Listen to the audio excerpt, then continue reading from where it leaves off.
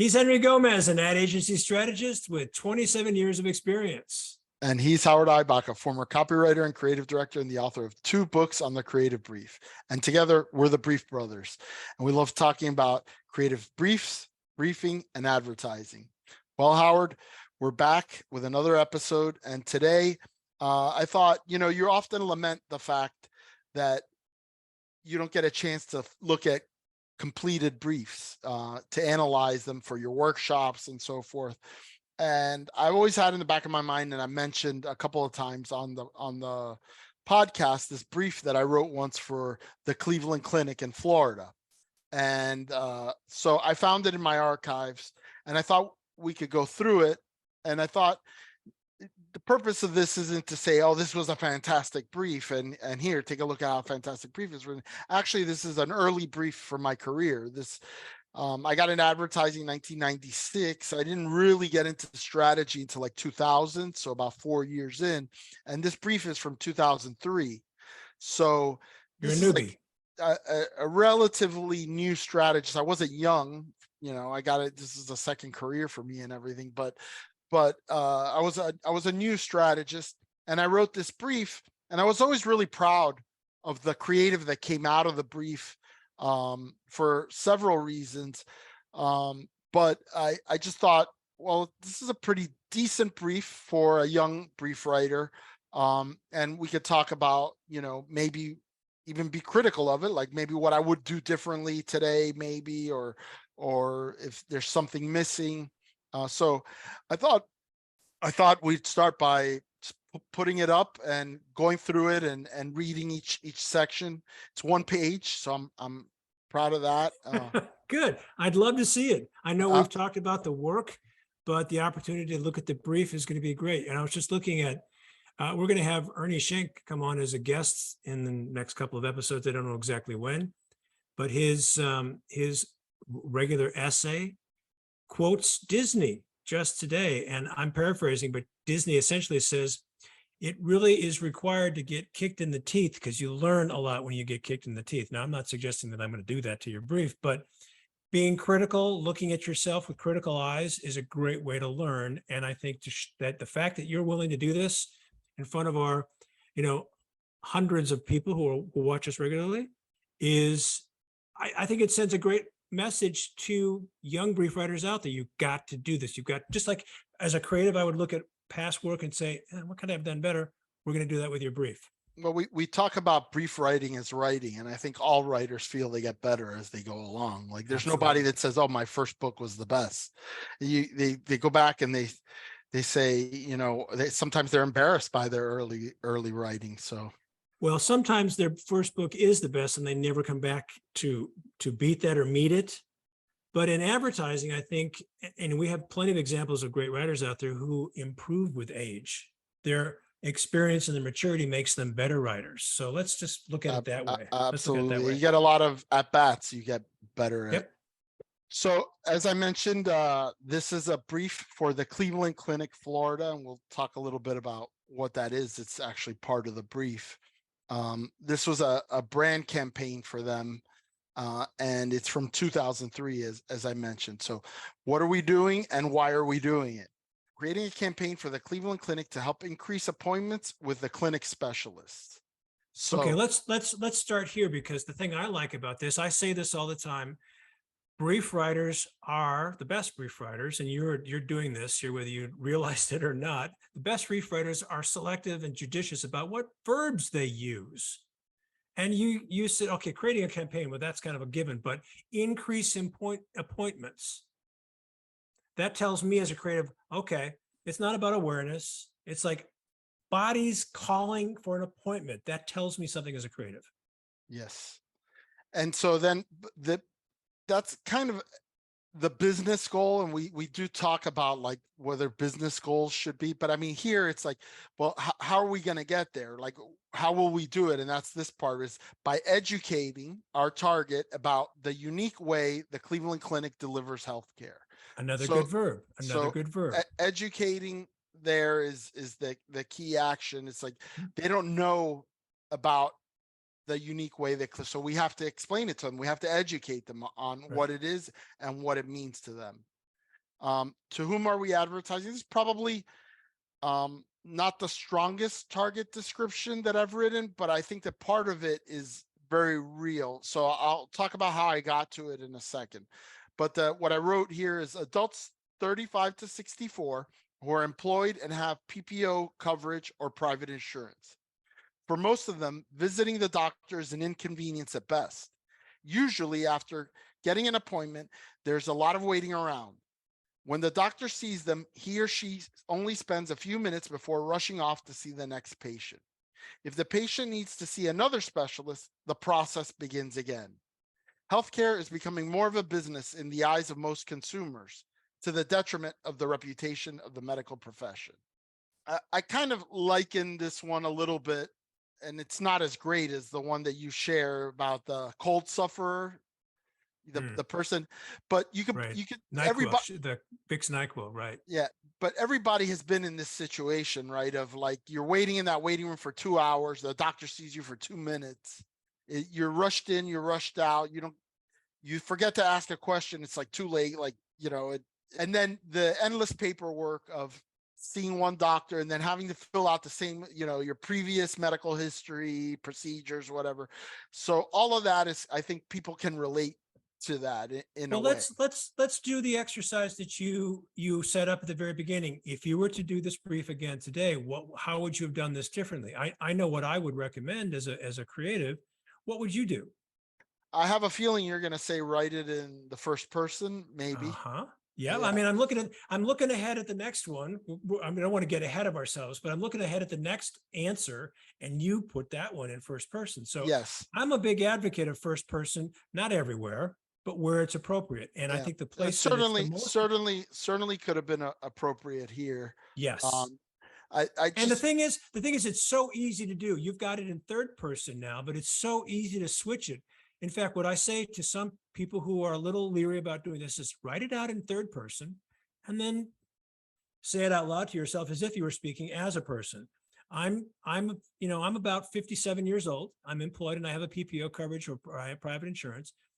And for the most part, I don't like visiting because they're so inconvenient because I'm waiting around. It's easy to just translate third of person to course. first person. Yeah. And the other thing I should add here that, when we're looking, because every situation is different, is I was working in a very small agency at a time. We had one creative, he was an art director, copywriter, all in one. So Wow. there were three of us basically that at that moment that were running this small Hispanic practice. I was at Hill Holiday actually at the time. And we were trying to get the Hispanic practice off the ground, and we got this lead for Cleveland Clinic, Florida, a local account, a general market account, not a Hispanic account, and we got it.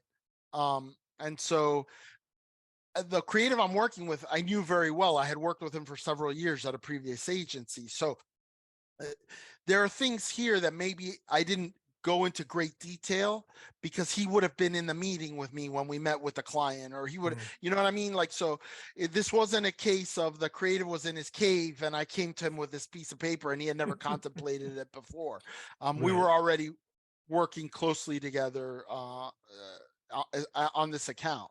And what I say when we do these kinds of exercises in my workshop, the thing that we lack is context. We don't know what's going on behind the scenes, how well the people who are looking at this document already know the brand.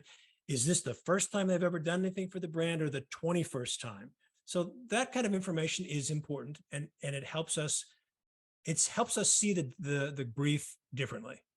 The next section of the brief, which you already kind of took a sneak preview of, it's some briefs have the transformation, the from to, like, what do they think now? What do we want them to think? For whatever reason, this brief format that I used at the time only had what do we want the advertising to make them feel? It doesn't go into present state, although we kind of go into it in the target description, right? Like this last sentence could be the current state, right? Healthcare is becoming more of a business, to the detriment of the reputation of the medical profession. Like, that's what people think. And Right. what do we want them to think? We want them to think, I want the best healthcare in the best environment. When I need to see a doctor, it's going to be at the Cleveland Clinic. And so we want them to say, that there is something better out there than the run-of-the-mill doctor's office. Right. I like your idea, by the way, of taking that last sentence from your target description. And if you wanted to do that, the what do they Mhm. think now and what do they want them to think? That could be your what do they think now? I like that. Yeah. So then, what is the insight that can make them feel that way? And so what I put was patients rightfully question why doctor visits must be such inconvenient and poor experiences when every other industry is moving in the opposite direction. So that the context there is, if you think about everything in our lives, I mean, and this is 20 years ago, okay, but even then the pace of change was like, the modern wonders that make your life easier, better customer service, things are being automated. All of these things are happening. Every industry seems to be getting better, except the medical profession. The medical profession seems like stalled. And I mean, even today, like, where's the only place you'll see a fax machine today? Is in a doctor's office. They still use fax machines. Yeah. It's Yeah. crazy. Yeah. So Let me ask you a question here, Henry.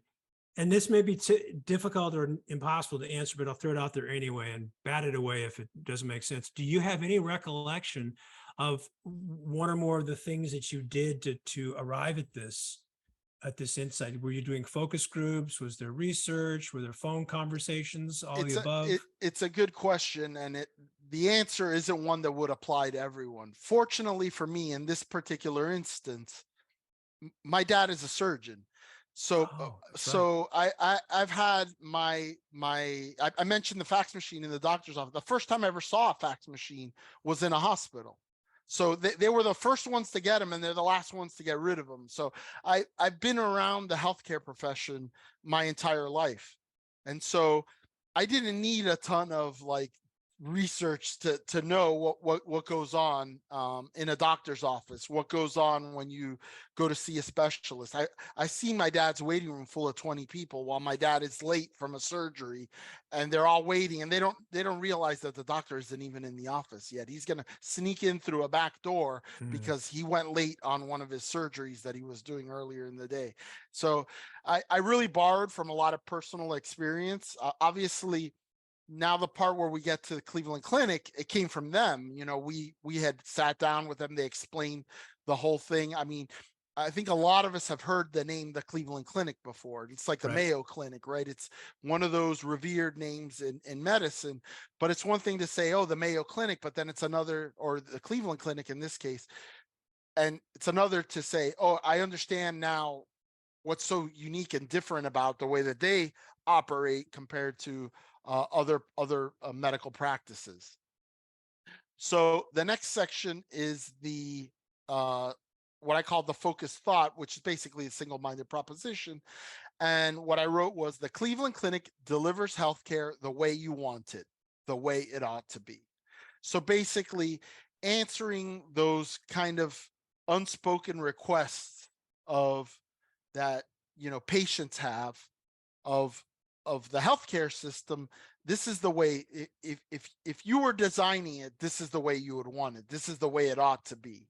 So that was the single-minded proposition. And then Okay, I'm going to go ahead. I'm going to play devil's advocate here. And I'm going to say, I think you pulled a fast one on us, Henry. Yeah, why? Because there's an and in that you just deleted. Really? The healthcare the way you want it and the way it ought to be. Which is it? I would argue that they're one and the same. You want it the way it ought to be. Like this is the way things should be. Like, why do I have to suffer through this? Why don't you just say the way it ought to be? I'm making your chain, my friend, but do you see my point? Yeah, but I didn't mean it as two separate. I meant it as the same thing. I meant this is the way things should be. This is the way that you're asking for it to be. I think that's the more between the two. I think one is going to be stronger. Now we could debate, is it the way you want it or the way it ought to be? And I see what your point is, but as a creative, it's like, I want to know which one you want, which one has got the more powerful message. And I don't know what the answer is. You know, speaking as a human being, I might just want to say it's what I want. This is what I want. But I see Okay. your point. I'm nitpicking Let's let's because let's let's hold that thought for a minute. okay. Okay. So then comes, and this is the beefiest section of the brief, and it was important because we're basing this whole thing on Cleveland Clinic being different. This is a different model, a different type of practice. So then here's kind of like the background on the Cleveland Clinic. The Cleveland Clinic is a tonic for those who have become frustrated with the current paradigm. It's a group practice of 100 plus salaried doctors practicing 40 specialties under one roof that have received some of the best training in their respective fields. The clinic's founders pioneered this idea of a group practice where the doctors act as a unit more than 80 years ago. The clinic's mission is to provide compassionate healthcare of the highest quality in a setting of education and research, and abides by 5 fundamental values: collaboration, quality, integrity. So they specify medical ethics as well as business ethics, compassion, respect for emotional needs of patients and families, not just looking at them as a body to work on, and commitment, responsibility to the community. The clinic's spacious, beautiful, warm, and embracing 2-year-old campus, it was a brand new campus, is conveniently located in Weston, and is a comforting environment with state-of-the-art outpatient surgery facilities, Broward County's only open to the public medical library, and the David G. Jagelman, MD Conference Center, where medical seminars are often held for doctors as well as the general public. So you kind of see this idea of this institution from Cleveland is now here in Florida, and this is completely different to the way any other kind of medical experience that you've had. And so one of the things that I like about your briefs, and I read a couple of them, is that you do include this, what's the background, what's a little bit of the history about the brand. I have seen, you know, we've looked at the Crispin Porter Bogusky brief. We've looked at one for Kiwi. We've looked at a couple of briefs and talked about them. And you'll notice that they are conspicuously absent in this information. I think it's helpful to see this in a brief. Some people would argue, well, that can be a separate document, that can be part of background information that's not part of the brief. It could be voiced over during the briefing. Here, I think it was important because, like the 80 years, for example, that it's not just adding history to the brief. The legacy of the Cleveland Clinic and the history to that point, like, so now it's 100 years, right? So this was 20 years ago. It was important to them. Like, this is one of their differentiators. Like, we've been doing it like this for 100 years. This way works, and this is how we got famous, and this is how. So in a way, it was important because that their history is one of the selling points of the Cleveland Clinic. So then we just have the tone, and it says the tone should be straightforward, communicating quality, compassion, and integrity. That I highlighted some of those values. So, you know, this isn't going to be catchy or, you know, it's not going to have jargon, and this is going to speak to people really in a common sense way. Because if you think about the single-minded proposition, it's about, I just want it to make sense. I want this to be common sense. Like, why does this, none of this make sense? So that's the entirety of the brief. And like I said, one of the things that I liked about this brief wasn't just the brief, it was the work that came out of it. Now, I'm going to add a little more context again to this, to kind of the situation that the Cleveland Clinic was in. So the Cleveland Clinic wanted to establish itself in Florida, okay? And healthcare, the hospital industry is one of the most highly regulated industries in America. It's regulated at the state level. And so if you're a corporation and you want to build a hospital in X location, you can't just build a hospital there.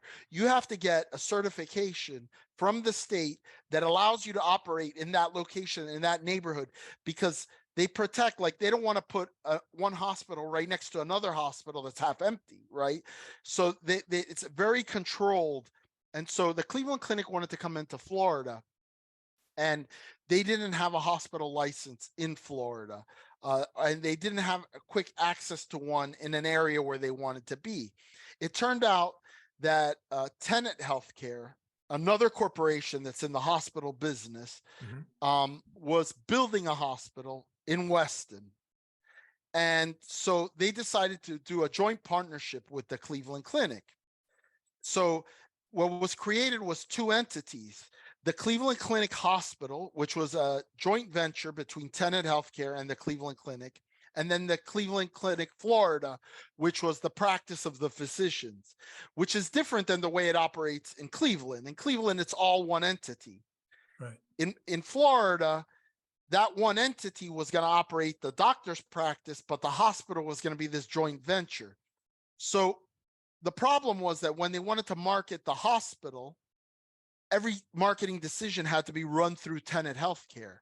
But when they were marketing the practice of the physicians, that was theirs, so they could do whatever they wanted.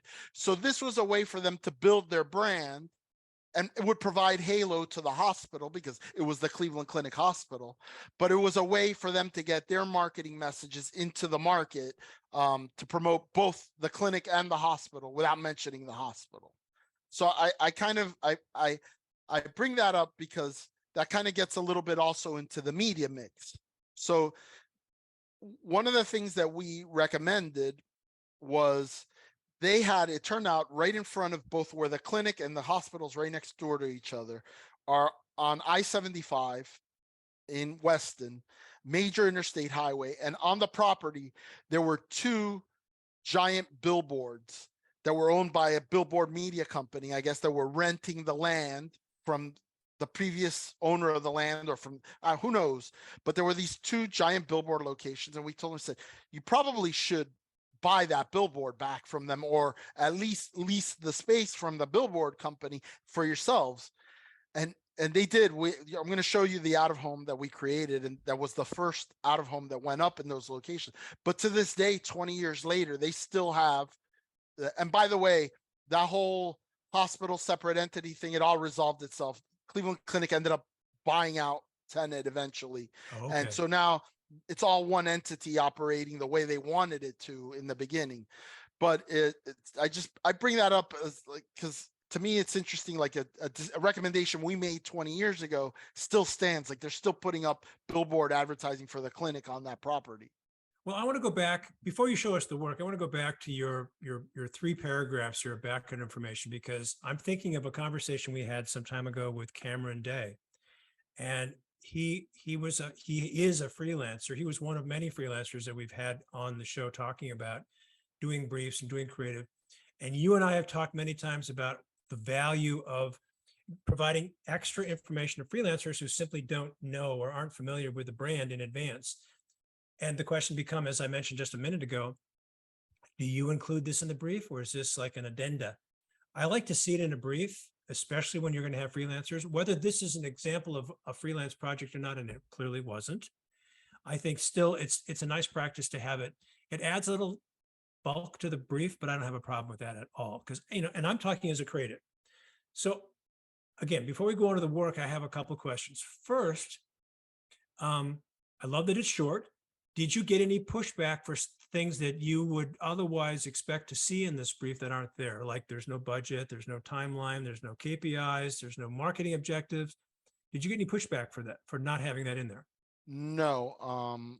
So I don't remember if we even shared this brief with the client. So again, going by my thing is like, let's show them the work. Let's dazzle them with the work. Like you could see where I could pick parts of this brief and make it the setup for the work. Like I could say, this is the way patients feel about healthcare. What they really want is healthcare the way they want it, the way it ought to be, and then show them the work. And we'll show that now. In terms of pushback about budget and stuff like that, no, I think probably it was already a known thing to the creative. Like I said, we were 3 dudes. We probably knew what we were working with. I actually was going to talk about budget because I'm only going to show the out of home execution, but we did radio, we did out of home, and we did TV. The TV ran like in local cable in Broward County, but we had a lot of budget limitations. So the way we got around it was basically we did a photo shoot with the physicians and the staff at the clinic. For the TV, we used kind of that Ken Burns effect with still photography. We Mhm. had a voiceover. We bought a piece of royalty-free music, which was a piece of music in the public domain. It was the Air on a G string. I think I don't know if it's Mozart or but it was Air on a G string was so we had a TV commercial. Was it the greatest production quality? No, it wasn't. It was good production quality. I mean, we made it professionally. We went to a post-production studio and did it, but it was, it was real people. It was the real staff. That was another thing. We couldn't afford to use union talent, and Right. the clinic I've been wanted there. to I've been there. the clinic wanted to use their personnel, and it was a good way of avoiding having to pay union scale. Is if you use actual employees of the business you're advertising, you don't have to pay them union scale. So these were salaried employees that they told to report to the photo shoot. They had to report to the photo shoot. The other thing I like about this brief, Henry, is that you don't have a question. What are the deliverables? Tell me what I have to do. Now, I think you had a conversation with you and your two buddies, your two creative buddies, the three of you sitting down to figure out, okay, we're going to be doing these things. So we kind of know that in advance, but it's not in the brief. One of the things that I encounter all the time when I'm doing a training is, and I show a brief that doesn't have that deliverable answered, is what are they asking the creatives to do? And I say, well, what is the purpose of a brief? To tell them what to do or to tell them how to get thinking? And I think you and I agree that the best reason for a brief, the reason for its existence, is to promote great thinking. Yep. So let me show you the work. This is one of the pieces that we did for the out of home that went in front of the hospital. So again, this is a major I-75, and what I love about this campaign is the copywriting, because it's clever, it's straightforward, but it's clever. So here it's 100 doctors, 40 specialties in a building, not in a directory. So, I like that. I like that a lot.